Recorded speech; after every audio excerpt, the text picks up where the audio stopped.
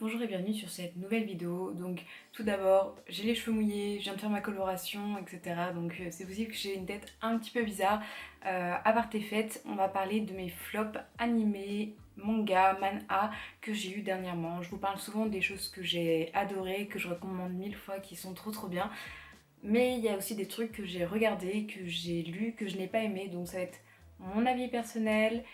C'est Ouais, c'est mon avis personnel, donc ça se trouve c'est des choses que vous adorez. Je dis pas que ce sont des œuvres qui sont mauvaises, c'est juste des œuvres qui ne m'ont pas touchée ou qui m'ont ennuyée quand je les ai lues et regardées. Donc on va commencer tout de suite par les mangas.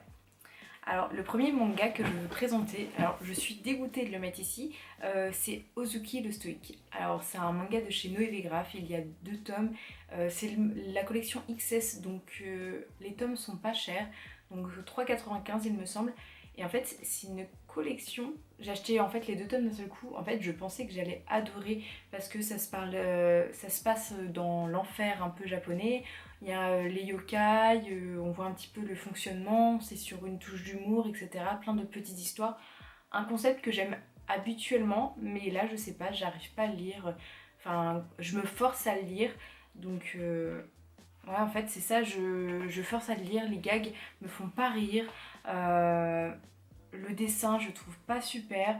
En même temps les personnages sont attachants, mais j'ai pas forcément envie de lire les histoires.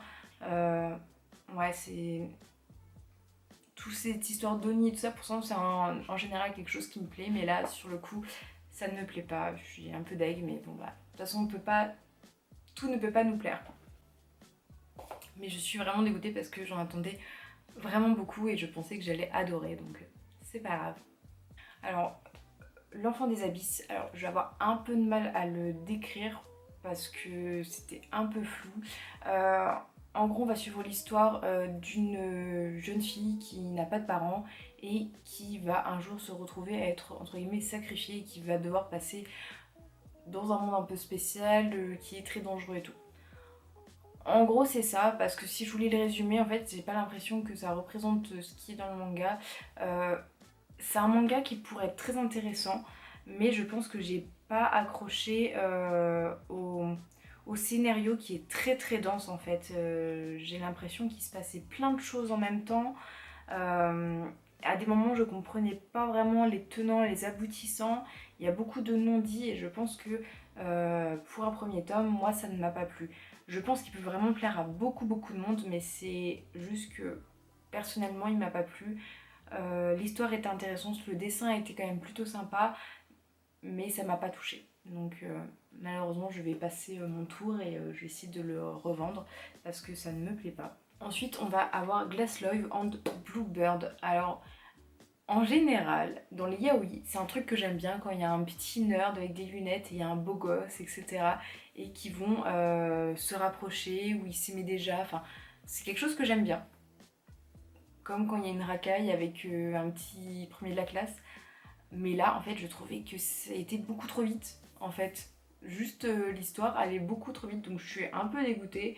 Euh, c'est une histoire pleine d'innocence avec un lycéen timide et un beau gosse populaire. Mais en fait, je pense que là, vraiment, ils ont mis les clichés, à mon sens. Hein. Ils ont mis les clichés dans ce manga. Ils ont dit tenez, on va vous mettre un manga cliché, vous allez adorer. Sauf qu'en fait, ce que j'aime bien, c'est quand les clichés sont un peu détournés ou sont bien approfondis, etc. Là, c'est vraiment, ils ont mis le cliché, ils ont mis l'aventure, et puis au final, c'est pas si bien, les dessins sont pas si ouf. Euh, ouais, ça va trop vite à mon sens. Les peurs des personnages sont pas assez. Sont évoquées, mais sont pas approfondies, et ouais, dommage, j'ai pas trop aimé. Ensuite, je vais vous parler du coup des animés que je n'ai pas aimés. Alors, faut savoir déjà que je regarde presque tous les animés qui sortent en une saison. Je regarde toujours les premiers épisodes, ceux qui me tentent. Et en général, je sais à peu près mes goûts et je les finis toujours jusqu'à la fin. Et après, j'aime plus ou moins, mais en général, j'ai fini tous. Mais là, ça va être des animés que j'ai arrêtés parce que je me voyais pas les continuer. Ça m'ennuyait plus qu'autre chose, ou ça me touchait pas, et c'était dommage. Donc, on va parler du premier animé. Alors, c'est Komi, quand Komi net, enfin Komi cherche ses mots. Alors, C'est un animé, je sais, qui a fait beaucoup de bien, il y en a beaucoup qui en ont parlé, etc. Je trouvais que le sujet était super intéressant de parler un petit peu de l'anxiété sociale, tout ça. Je trouvais que le graphisme était super intéressant. Mais en fait, j'ai regardé les 4 premiers épisodes. Et en fait, les 4 premiers épisodes, en fait, je trouvais que c'était lent. Bon, on ne soigne pas une anxiété sociale en 2 secondes, mais je trouvais que c'était lent, que l'aventure, les agissements étaient lents mais en même temps rapides parce qu'ils se rapprochent très vite, les 2 personnages principaux. Et en fait, quand il y a eu le troisième personnage, là, celle qui est un peu folle, là, qui est un peu perverse, ah, c'est un gag qui m'a pas du tout fait rire. Ça m'a stoppé, je me suis dit ouais bah franchement ça me donnait pas envie, j'ai pas eu l'envie de continuer et sur mon application j'ai carrément mis arrêter et je ne regarderai pas la suite. Pourtant le sujet m'intéressait, le graphisme m'intéressait, mais vraiment ce personnage il m'a tout coupé. Euh, Vraiment ouais dommage, vraiment dommage. Et puis le fait que tout le monde soit fan de son physique, mais le fait qu'elle parle pas et que tout le monde n'ose pas lui parler, je pense que c'est quelque chose aussi qui m'a gênée parce que j'aurais. Ouais, au final, bah, elle est populaire. Enfin, ouais, il y a eu un truc qui m'a gênée dans cet animé, je saurais pas dire exactement quoi, à part le fait que le personnage là qui s'est rajouté, je sais même plus son prénom, je vais vous mettre une photo là, que j'ai pas du tout aimé, mais sinon. J'ai pas trop compris pourquoi j'avais pas trop aimé, mais vraiment ce personnage, plus le fait que la notion que Komi soit genre super appréciable et qu'au final c'est juste le fait qu'elle se parle pas qui fait que personne lui parle, je crois que ça m'a gêné aussi. Un autre animé qui est Akabis Sailor.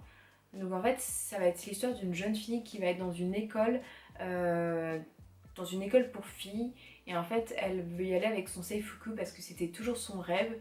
Et au début, j'aimais bien. Et en fait, plus ça avançait, plus ça m'ennuyait. En plus, ça partit sur un shoujo high, ce qui me gêne pas plus que ça, mais genre, c'est des adolescentes, donc peut-être que j'ai passé l'âge. Je pense que j'ai peut-être passé l'âge pour ce genre d'animé. C'était bien, un peu drôle, mais ça cassait pas trois pattes à un canard. J'aimais bien le graphisme et tout, l'image et tout. Par contre, l'image était belle, il y avait des trucs avec l'eau, avec la sueur qui faisaient que c'était joli. Mais c'était pas mon délire et un peu trop de shoujo high.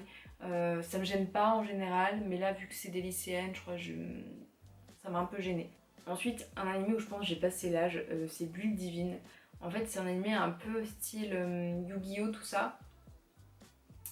Je pense qu'il devait y avoir une histoire derrière qui était sympa, mais en fait, les combats à la type Yu-Gi-Oh! Je me suis dit, je vais retenter un animé comme ça, et j'ai dû passer l'âge. Vraiment, c'est vraiment le type de combat que j'aime plus en fait. C'est avec les comptages de points, etc. Avant, c'était quelque chose que j'aimais beaucoup.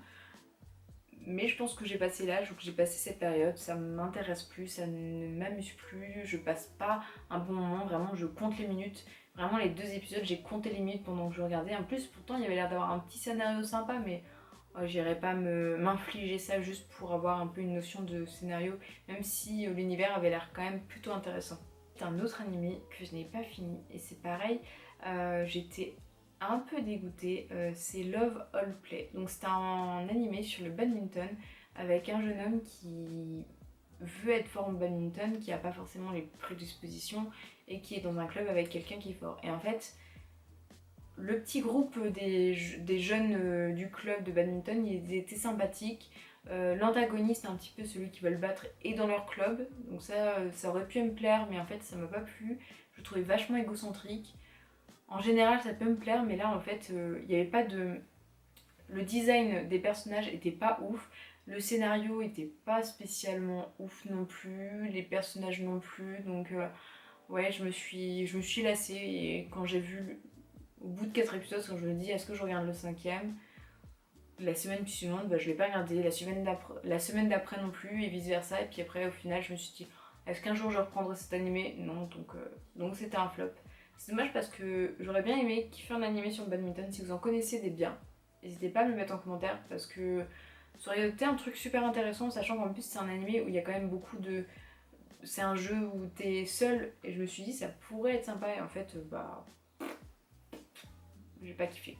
Les manhwas, j'ai pas énormément de flops, ou alors je les oublie, parce que quand j'ai fait le script de cette vidéo, j'ai essayé de rechercher des manhwas que j'aimais pas, et puis j'étais là en mode Bah pas beaucoup, parce qu'en général quand je lis le synopsis, je sais si ça va me plaire ou pas. Donc après il y en a peut-être qui m'ont pas plu ou que j'ai pas aimé énormément, mais c'était pas non plus des flops. Un flop récent, ce serait Une nuit immorale. J'attends de voir les prochains épisodes, mais pour l'instant, donc il est disponible sur Webtoon. Euh, le dessin est beau, le scénario déjà il me gêne. En fait, j'aime bien le fait qu'il y ait une héroïne un peu badass, un peu forte en fait, et qu'elle a été élevée sur les champs de bataille, etc. et qu'elle se retrouve un petit peu dans un palais. Sauf qu'en fait, elle était censée être la promise du prince. Elle se retrouve au final à être potentiellement la promise du roi. Sauf que le roi, on dit très bien au moment qu'il a 40 ans. Mais en même temps, il paraît en avoir 17, 18, je sais pas. Ouais, c'est peut-être pas le genre de truc qui me fait se délirer, tout ça. Donc, ouais, je vais pas continuer. Je pense pas que je vais continuer. Il y a plein d'autres webtoons. Vraiment, il y en a des tonnes et des tonnes. J'en ai même tellement trop que des fois je galère à en finir un, donc ça m'intéresse pas plus que ça, donc on va s'arrêter là. Donc une vidéo un petit peu courte où je vous présentais mes flops anime manga des derniers mois. Je pense que c'était 3 derniers mois, donc je pense que je vais faire cette vidéo un peu tous les 3 mois parce que c'est là où il commence à avoir des flops avec les nouvelles saisons qui sortent, avec les animés, les mangas que je lis. Parce que je lis énormément, je regarde énormément de choses. Je vais essayer de noter plus mes flops webtoons parce que je dois en avoir plus que ça, mais juste je m'en souviens pas. Je pense que ça peut être un peu intéressant parce qu'en fait je vous présente toujours ce que j'aime énormément, mais je vous présente pas ce que je n'ai pas aimé et je pense que c'est quand même important de dire ce qu'on n'a pas aimé. Sur ce, je vous souhaite une très bonne journée. N'hésitez pas à me dire vos flops en commentaire et pourquoi vous aimez pas telle ou telle chose. Et si vous comprenez pas des choix de flops, n'hésitez pas à me le dire en commentaire et je vous répondrai sans souci. Donc voilà. Je vous souhaite une très bonne journée. Et puis n'hésitez pas à vous abonner si le contenu de ma chaîne vous plaît. Je parle souvent de manga, d'animé, un petit peu type lifestyle, en mode je vous présente mes flops, mes favoris, mes animés préférés, et de temps en temps je fais des points, ou des fois je parlais de 5 mangas d'une maison d'édition, d'animés qui sortent, etc. Donc voilà, n'hésitez pas à vous abonner si c'est le genre de contenu qui peut vous plaire. En tout cas, je vous souhaite une très bonne journée et bonne fin de vacances.